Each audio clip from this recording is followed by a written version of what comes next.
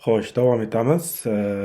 Oniy tezlik, ya'ni tekis o'zgaruvchan harakatda oniy tezlik. Oniy tezlik formulasi tezlanuvchan harakat uchun v teng v0 plus a ta. Ya'ni tezlanuvchan bo'lgani uchun bu yerda a katta 0 dan, ya'ni tezlanish 0 dan katta qiymatda v teng v0 plus a ta.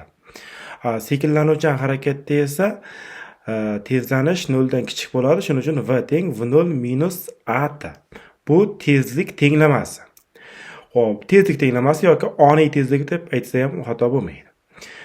Pastdagisi esa jism v tezlik bilan harakatlanib, ya'ni v0 boshlang'ich tezlik bilan harakatlanib, s masofani a tezlanishda harakatlangandagi oniy tezligi. Ya'ni v teng ildiz ostida v0 kvadrat plus minus 2as.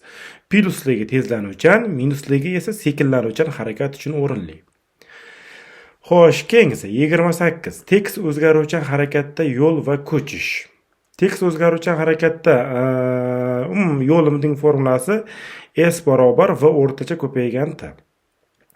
Tekis o'zgaruvchan harakatda o'rtacha tezlikning formulasi, ya'ni uni yozib qo'yamiz. V o'rtacha teng v plus v0 taqsim 2 ga teng. Shuning uchun s barobar v plus v0 taqsim 2 ko'paytirilgan t bo'ladi.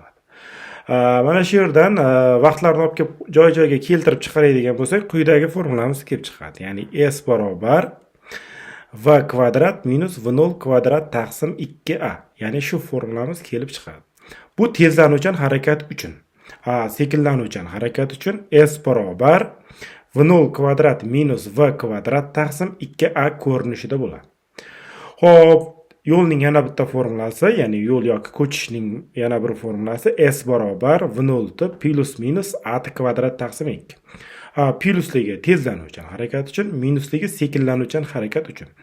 Bu to'g'ri chiziqli harakat bo'lganligi uchun, ya'ni harakat turi to'g'ri chiziqli bo'lganligi uchun yo'l ko'chishga teng bo'ladi. Yo'l ko'chishga teng. Ya'ni yo'l ko'chishga teng bo'lishi uchun jism borib oxir oqibatda to'xtashga to'g'ri keladi. Oxiringisi esa s teng a kvadrat taqsim 2. Bu tezlanuvchan harakatda, ya'ni boshlang'ich tezlik yo'q. Ya'ni boshlang'ich tezlik yo'q degani mana bu nuqtadagi v0 ni olib tashlasak,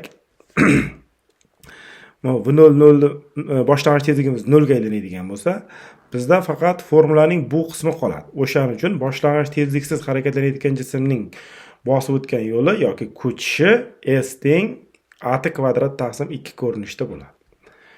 Shunaqa.